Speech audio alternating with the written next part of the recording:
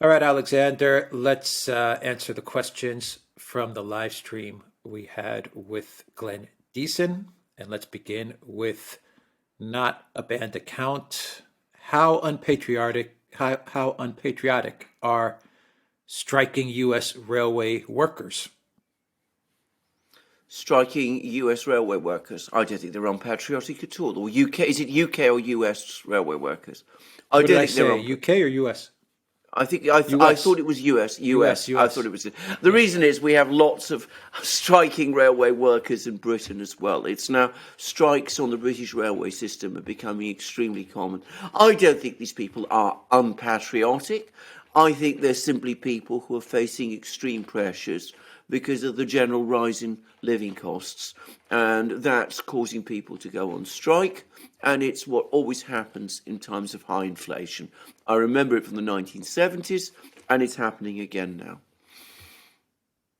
Not a banned account asks, is Putin's Russia influencing U.S. railway unions? Of course not.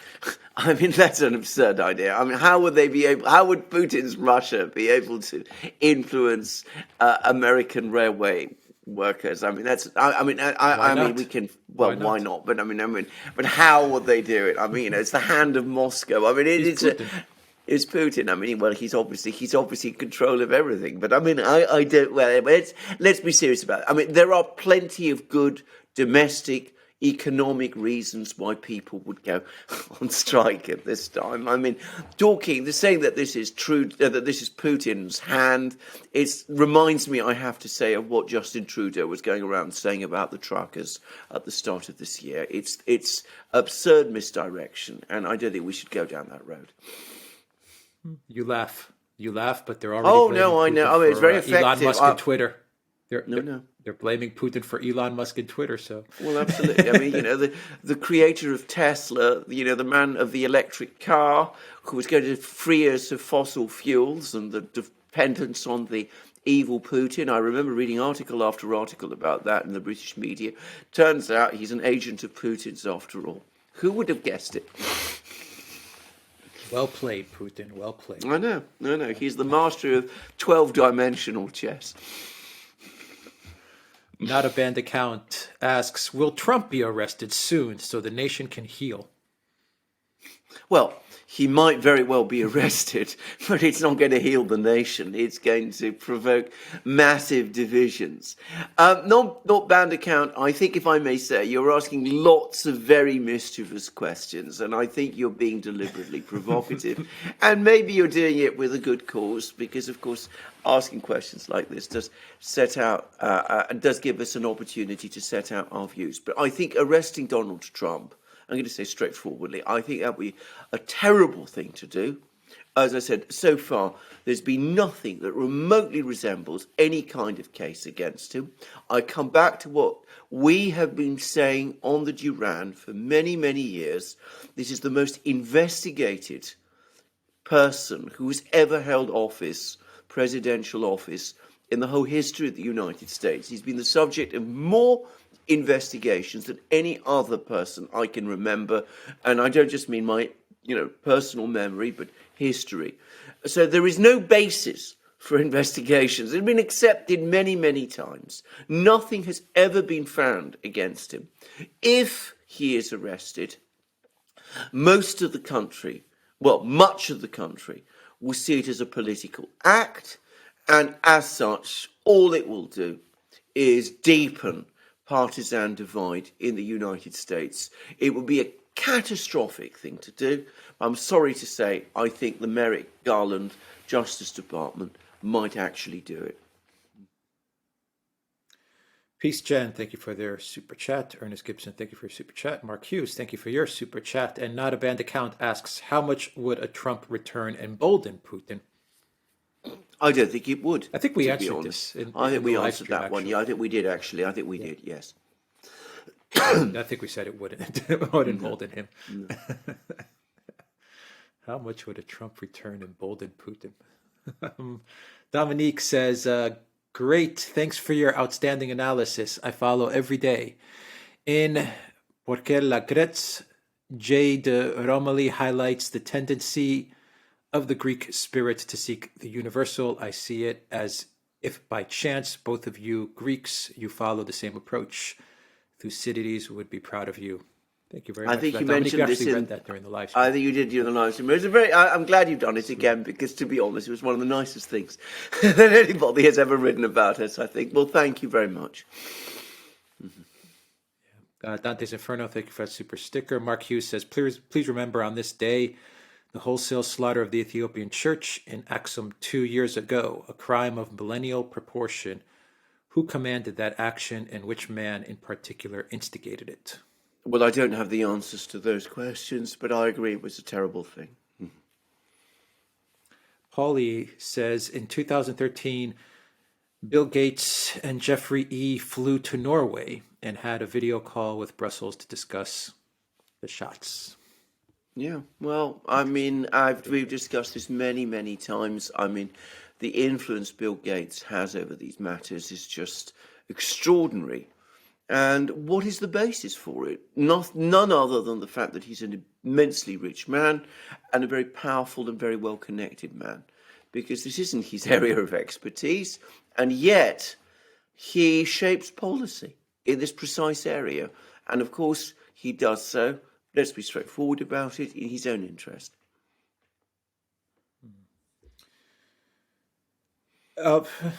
He sees it as his area of expertise. Oh yeah, Alexander. of course. But then every area of it, he sees it as another type of software. That's why he sees right. Exactly. He sees medicine as software. I agree, but I don't have to agree with him, and I don't. I don't think. No, I it is agree, his and area of I think expertise. it's and I don't think it is software, but he sees it No, as software. No. Yeah. I don't think it is software at all. It's interesting. completely different sciences. And But evil. I agree. He does think of it in those terms. Yeah. Yeah. Very evil. Ricees says, is the EU going to end up being a terrorist state like the Middle East, unstable and flooded with weapons? Well, I hope not. When I say the EU, I think what you mean, of course, is this area of Europe which is now controlled by the EU, or rather supervised by the EU, whatever you want to call it. I hope not, but we're going about it the right way.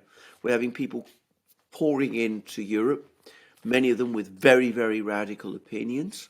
We have massive expansion in arms supplies to this area on our periphery, Europe's periphery in Ukraine, with many violent and very aggressive people there, and they're getting hold of weapons. We're getting more reports about some of these weapons now appearing in surreptitiously in the sort of black market and things of that kind. And we've discussed this before in our programs, that this is sowing trouble. It could quite easily morph into something very, very ugly and very dangerous of exactly the type that you're describing in European territory. But that's the policy the EU is determined to follow. Nothing anybody can say appears to make it possible to get it to change its mind. Not a bad account asks, can U.S. railway union strikers be charged with sedition? Why? I've never heard before that going on strike is seditious or treasonable. I don't see any basis for this. If we start going down that road, I mean, if you want to sue them for breach of contract, if they engage in, say, intimidation of other workers, if you want to sue them or prosecute them because of that, well, do. But if we go down the road of saying that everything that we don't approve of is sedition, then, we're in a very bad place. Because then, of course, any act of dissent, any act of protest, and, there's lots of acts of protest I don't agree with personally. There's lots of people protest about things I don't support. But any act of protest then becomes, in the eyes of somebody, an act of treason. And as I said, we're at that point, then, we can forget about democracy, the rule of law, free speech, right to protest, any of those things. Ricardo Afonso says, who would have thought that the Cold War offered peace and stability compared with nowadays? I agree with that. I agree with that profoundly. I will say that I felt much safer in the part of the Cold War I lived through. Bear in mind, I came of age after the Cuban Missile Crisis, during the period of détente. It was a much more stable and peaceful world than the one today. I was never really afraid that, we would end up in a nuclear confrontation. And I'm going to say this, I mean, whatever you may think about the Soviet Union, and I have, ample criticisms I could make of it, and I do make of it. I mean, not a system I would ever want to live in or under. I do think in a kind of a way, it did act as a kind of sheet anchor that balanced the international system. It was extremely risk averse, as I well remember. It was very afraid of getting involved into a nuclear war, but it was also powerful enough to restrain the United States and the sort of proto-neocons that were already beginning to gain power there. And so as a result, its existence provided for a kind of peace. Now, of course, that sheet anchor has gone, and we've seen how much more dangerous the world has become. Big Brother asks, question, the EU structure is clearly going to collapse. That train gas left the station now. In your judgment, will it be a slow death or consumed first in chaos? I hope it is a fast death, because a slow death would be an absolute calamity for the people of Europe and indeed the world. I mean, the amount of damage that a prolonged crisis in Europe would do and the kind of forces it might create, I just don't bear thinking about. Better have it done and done fast so that we can then move beyond this horrible thing and come up with a new system based on sovereign states, a healthier, more realistic system than this European Union that we have at the moment, and then, as I said, a prolonged death. Now, the only thing I'm going to say about that, you've asked me to say which I think it is. I think it will be faster than slower. That's my hope and my wish. But I also have to say the one thing European leaders have been skilled at is keeping their project going. And I'm afraid we have to take that fact into account, though Alex's point as well, that they needed Angela Merkel to hold things together, and of course she is gone, is also true. I think it will be a fast death rather than a slow one. But anyway, we'll see. William, thank you for that super sticker. Robin, thank you for that super chat. Texas Casey, thank you for that super chat. Michael Tombro says America seems to be able to blow up Europe's critical gas pipelines, and the European governments don't seem to mind. Why is that? Well, I mean, I think we discussed all that extensively over the course of the programme. I mean, the fact is, we are in an imperial setup, and the governments of Europe are basically vassals, and the vassals don't go against the master. Lover of the Russian team says, so sick of this hatred towards Russia. It's madness. I want no part of it. I agree. I comment live says, Andrew Tate's best friend, Khan and Mo Vlogs, is best friends with Kadyrov. Invite message him on Instagram. Okay, when will you message him?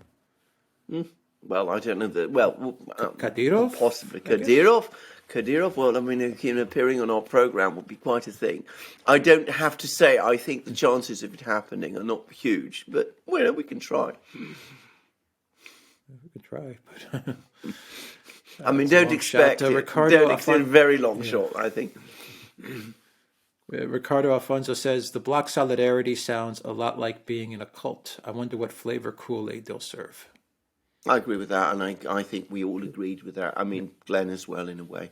I mean, there is a kind of cultic quality about the whole EU thing now.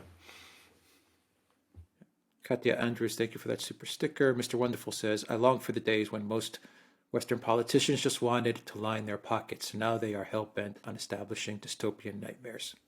I agree with that too.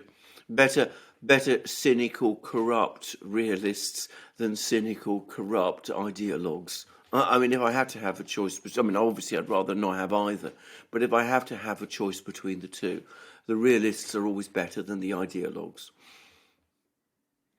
Chris says, given the grave difficulties the U.S. faces at the moment, I can't see why it would act in its own self-interest and prioritize itself over the EU. These EU leaders are grown adults, are they not? Yeah, I completely agree with your point, actually. I mean, I think Glenn Diesen said this over the course of the programme. You know, we can be critical of the United States, but ultimately it is Europe and the collapse of its leadership which is responsible for Europe's problems. I mean, we're not, we're not children in Europe. We should be able to govern our own affairs. After all, we have, essentially, we have a millennial history behind us. We have had empires like those of Rome and, France, Germany, all of these things. We've had all this enormous culture and civilization behind us. I mean, saying, it's not our fault, it's all the fault of the Americans, is pathetic. It is deeply undignified. It is a total betrayal of what Europe is really supposed to be about, or was supposed to be about. Ricardo Alfonso says, James Burnham, who was the founder of the neocons, flip-flopped between supporting Soviets to then supporting Nazis, neocons. Just latch on to the strongest current power. They are parasites. I completely agree with that, and there's an awful lot of truth to that. I mean, there's an awful lot. I mean, there is a huge amount of truth to that. I mean, a lot of the original neocons, if you see, go back long enough. I mean, they were Marxists, Trotskyists, all of those things back in the 50s and 60s, and then they flipped. They went, as you correctly say, with the stronger power of the time. Raul Pinto says, Happy Thanksgiving to viewers in the U.S. Sanjiva says, hope you are doing better, Alexander. Thanks for doing the podcast while you were ill, and thanks, Alex and Duran, for all that you are doing to inform us. Thank you very much for those kind words. Thank you, Sanjiva. Justeros Panama says, Alex, on a less burdened moment, please expand on the relevance of Thucydides to understanding our times. Well, that is a huge topic. Thucydides is, in my opinion, the first historian. I mean, the first real historian. If you read his book, and by the way, it's referred to by many people as the Peloponnesian War, but that wasn't a title that he ever gave. We don't know what his title would have been. But if you read his book, I mean, it reads like the kind of history that the best modern historians might write. It's incredibly rigorous. And so he established a standard for the writing of history, which has never been exceeded. And of course, it also includes, it's not just descriptive, it's also analytical to a remarkably high level. And of course, the thing about Thucydides is that he was, of course, a general. He was a military leader. He was a politician. He was writing about things that he understood and was familiar with.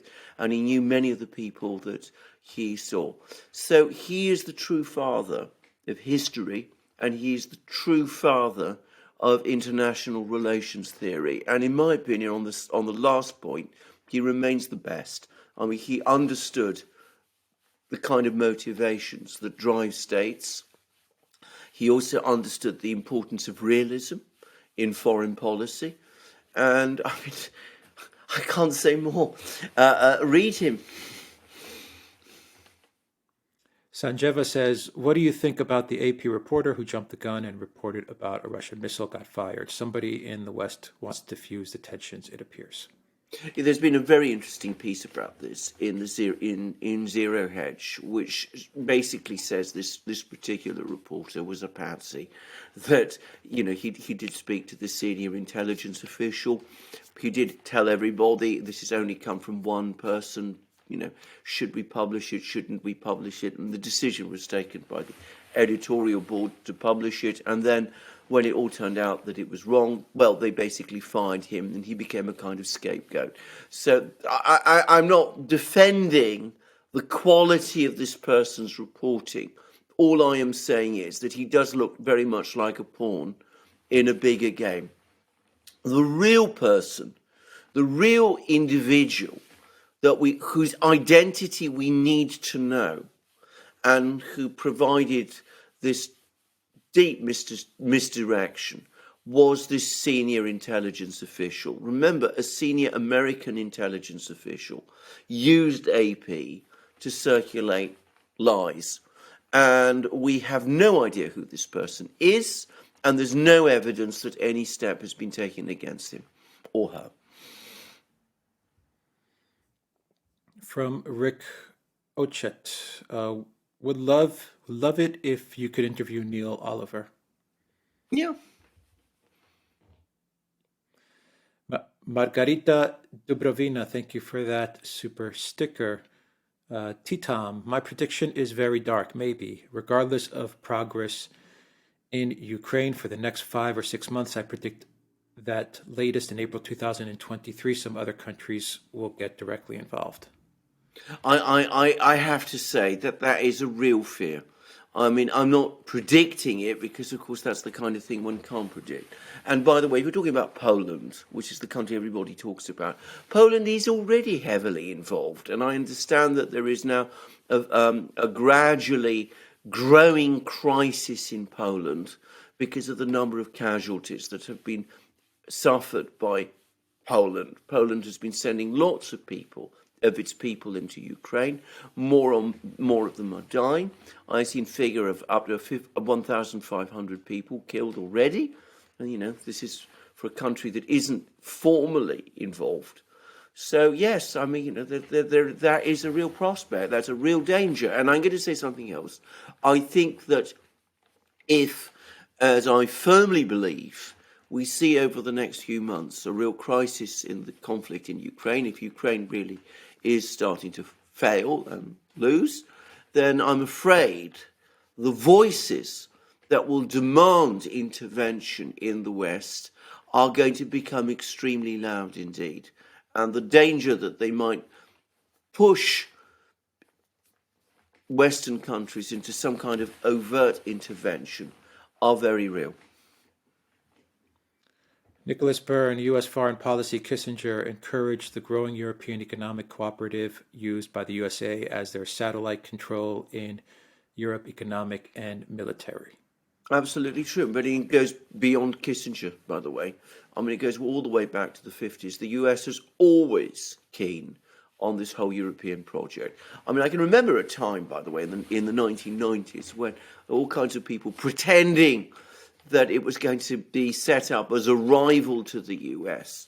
And of course, it never really worked out like that. On the contrary, it became a mechanism for binding Europe closer, not to the US, but to the neocon leadership of the US.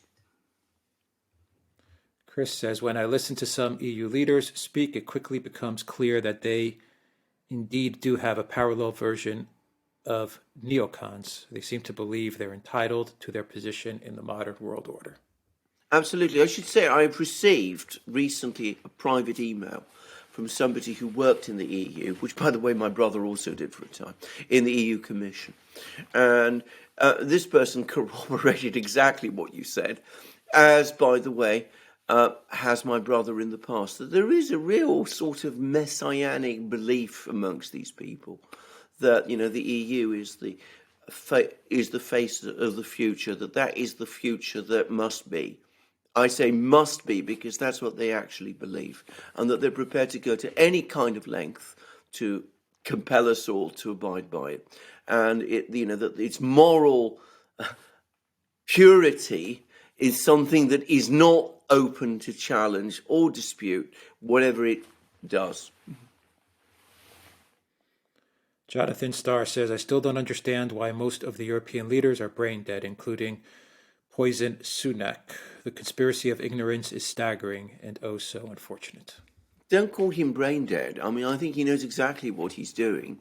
What he's doing is pursuing his own interests and that of the socio-economic class to which he belongs, which is globalist capital.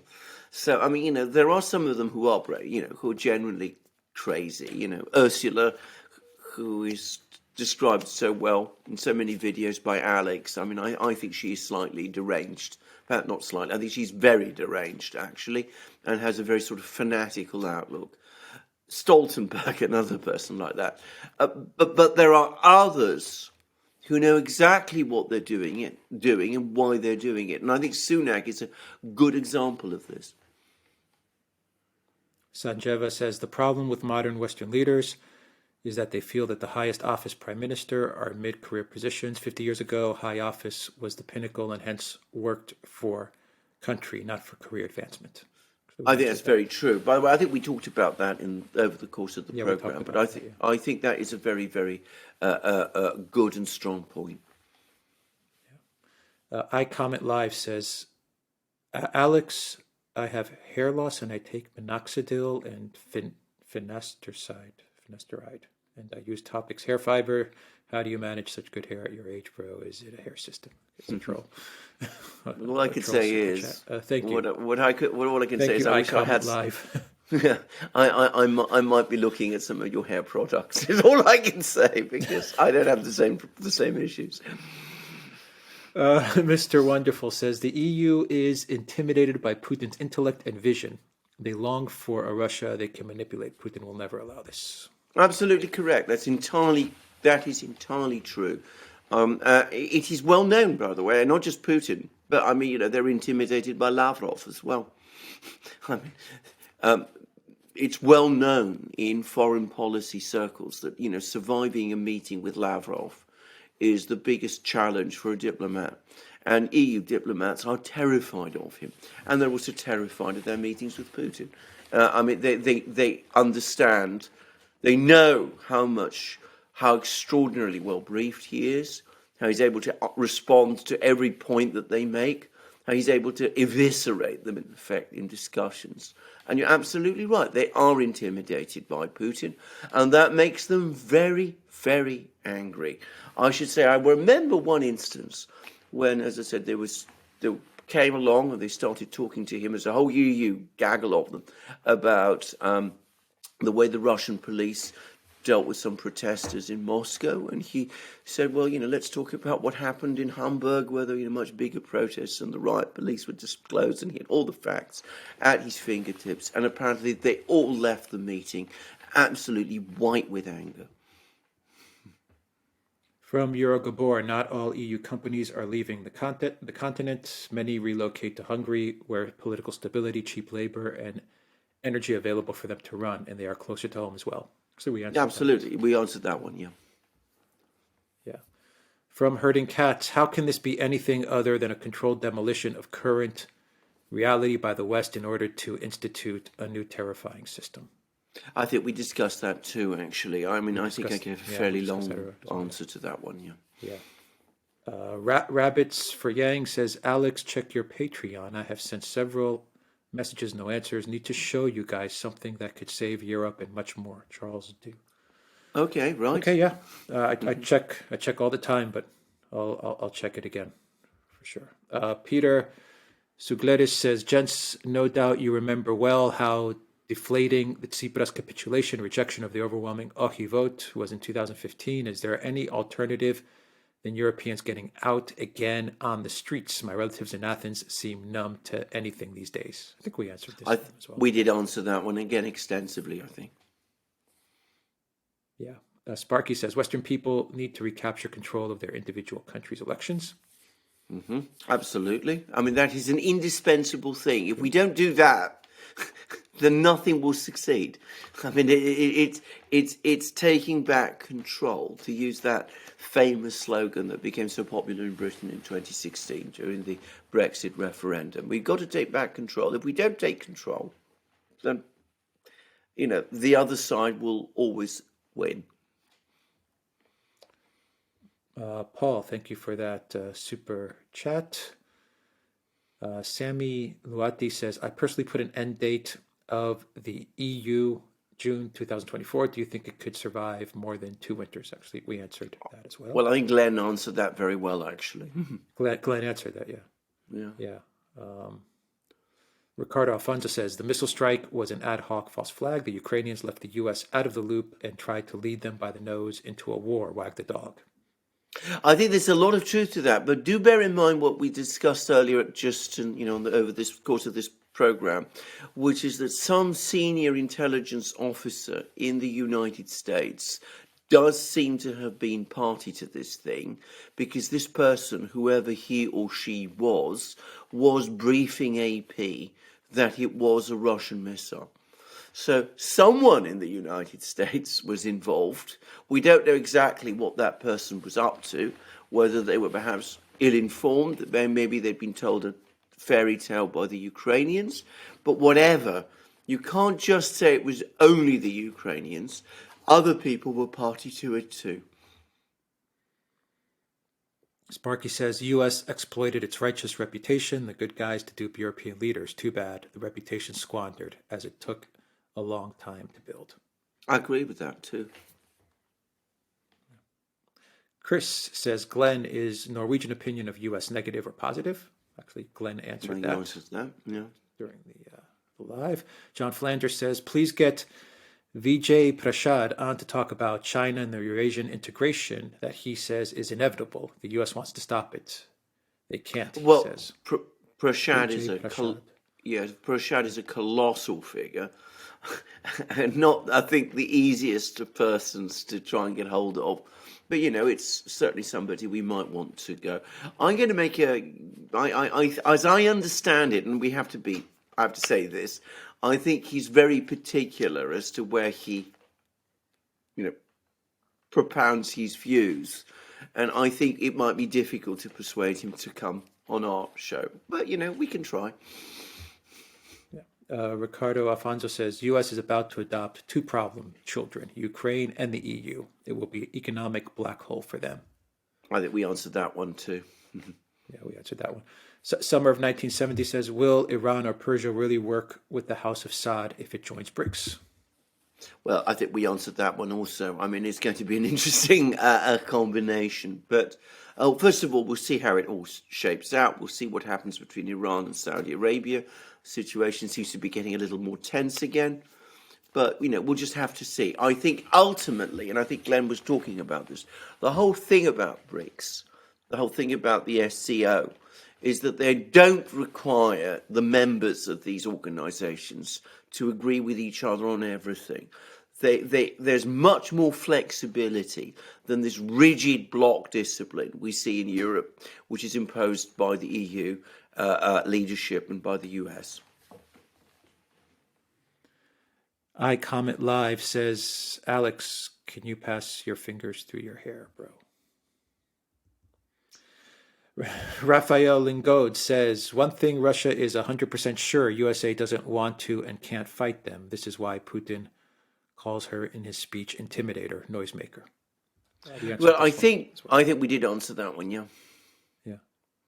I don't know if you wanted to say something. No, I don't want really. I mean, I think we gave a good answer to that one, yeah. Yeah, I think we gave it. Yeah. RT Dude says, would you be willing to have Conrad France and Dmitry Kalyagin of World War Now on to talk about geopolitical events as they relate to the Orthodox Church? Yeah, absolutely. Yeah, Conrad France, yeah, absolutely. Absolutely, yeah. Hunger the Die Merchant, please bring back Andrei Martyanov soon. His analysis is second to none. Yeah, absolutely. I think we should at some point. I agree with that, yeah. Absolutely. Do it your own way. Thank you for that super chat. Leon Lawrence, thank you for that super sticker. Jeff Bickford, thank you for that super chat. And Johan Pute, thank you for that super sticker. And that is everything. Thank you very much for all the questions. Take care.